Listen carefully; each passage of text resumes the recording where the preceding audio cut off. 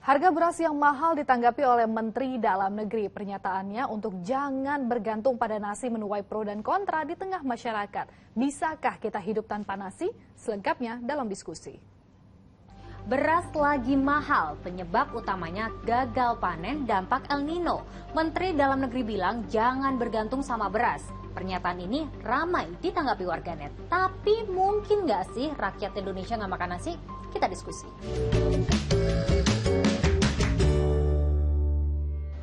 Bukannya turun, harga beras malah makin naik. Makanya Mendagri sempat bilang agar rakyat Indonesia ini beralih ke bahan pokok alternatif lainnya, jangan cuma beras. Saya kutip ya ucapan Mendagri, itu semua enak-enak itu. Ada ubi jalar, ada sorghum, ada sukun, banyak sekali yang bisa menjadi bahan pokok. Jangan merasa minder dan rendah untuk makan makanan itu. Saya aja makan makanan itu tiap hari. Kita sebagai rakyat jangan bergantung kepada beras. Warganet pun bersuara kayak gini.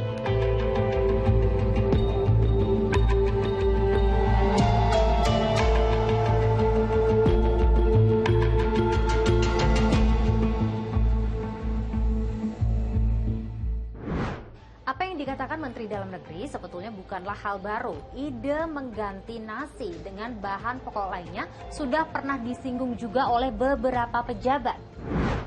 Presiden kelima Republik Indonesia, Megawati Soekarno Putri pernah bilang, guna mengurangi ketergantungannya, bukankah kita memiliki 10 sumber pangan lainnya, yaitu jagung, hanjeli, pisang, porang, sagu, singkong, sorghum, talas, ubi jalar yang tentunya kalau diolah dan di-backup oleh BRIN, kita ini bisa mensubstitusi gandum. Di Depok pernah juga ada aturan, one day no rice, 1 hari tanpa nasi, dan dikecap. Anda gimana? Kira-kira bisa nggak hidup tanpa nasi? Kalau untuk bahan makan pokok lain kayaknya nggak bakalan sih, karena kita dari kecil kan diajarin makan nasi. Terus kalau buat ubi atau panganan yang lain mungkin sebagai selingan mungkin bisa. Cuman kalau buat makan pokok kayaknya nggak bisa. Ya, karena kan statement orang Indonesia kalau belum makan nasi belum makan. Nggak bisa, saya paling minimal sehari 3 kali makan nasi. Tapi sejauh ini belum pernah coba ya Pak ya untuk mengganti makanan? Ya kalau sehari belum makan nasi perasaan tenaganya nggak ada. Gitu. Lebih ke roti sih Kak. Oke. Tapi sehari kayaknya nggak bisa deh kalau nggak makan nasi sekali. Oke. Nggak mau, soalnya nggak ini. Intinya kalau udah makan apa aja itu, kalau belum makan ya, kalau belum makan nasi ya kayaknya nggak ini. Kurang gitu Kurang. ya? Oh, Nggak bisa. nggak bisa? Iya. Kenapa tuh Mas? Lapar? Iya. Kenapa? Ya nggak bisa aja karena udah kebiasaan makan nasi. Karena kebutuhan akan nasi tinggi, tahun ini pemerintah mengimpor beras 400.000 ton untuk menjaga cadangan beras nasional. Ini kan sudah semua, sebetulnya ini kan sudah realisasi, terus berjalan. Jadi barangnya ini dalam perjalanan menuju ke gudang-gudang Bulog. Paling lama Pak Kablo menyampaikan paling lambat November. Dan perjalanan kan. Masa datang ngomong langsung udah sampai gudang. Apakah kalau itu juga akan impor lagi? Ya, ini untuk memastikan bahwa kita memiliki cadangan strategis stok. Harus untuk menjaga agar tidak terjadi kenaikan. Karena memang produksi pasti turun karena El Nino. Meskipun juga saya lihat angkanya juga tidak banyak. Saya diskusi dengan pengamat ekonomi soal impor beras ini. Sekarang impor pun juga susah karena masing-masing negara produsen pangan itu juga menahan pasokan. India sudah melarang atau membatasi ekspor beras tertentu. Dan ketika impor ada, satu pertanyaannya tentu kapan barangnya tersedia. Yang kedua adalah kalau tersedia harganya berapa. Karena kalau impornya sudah mahal di negara asalnya, maka diteruskan nanti ke konsumen Indonesia pun juga akan memicu terjadinya kenaikan harga. Jadi memang impor sebenarnya bukan jawaban jangka panjang. Ini hanya langkah pemadam kebakaran jangka pendek. Tapi kalau masalah di level produksi tidak teratasi, tahun depan kita menghadapi masalah yang sama soal beras. Mau udah makan roti, pizza, atau yang lainnya selain nasi, biasanya banyak orang Indonesia bilang belum makan kalau belum makan nasi.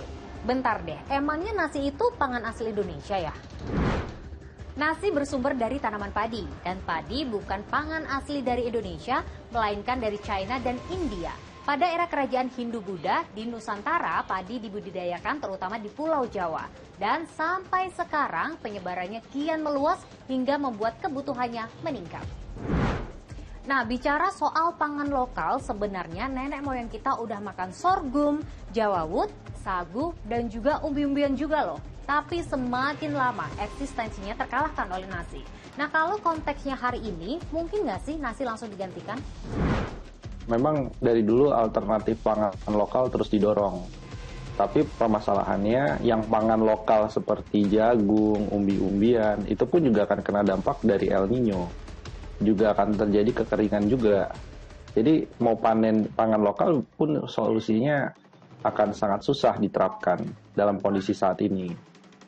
Kemudian yang kedua adalah kita sejak mengalami revolusi hijau pada waktu Orde Baru, itu daerah-daerah yang punya ketahanan pangan lokal baik, misalnya saudara kita di Indonesia bagian timur, itu sekarang agak susah untuk mengganti pangan dari beras. Bahkan alternatif dari beras yang tersedia justru gandum. Dan itu sama-sama juga sebenarnya harganya fluktuatif dan impor juga. Jadi ketika pindah dari beras, pindahnya bukan ke sagu, tapi pindahnya langsung kepada mie instan. Jadi memang problemnya merubah pola konsumsi ini tidak bisa dilakukan sebentar, dan ini butuh peningkatan juga produksi dan kualitas dari pangan lokal yang perlu disupport di sisi hulunya. Tugas pemerintah sekarang kan bagaimana mencari, kalaupun misalnya dari impor, dicari yang harganya paling murah, kualitasnya paling bagus.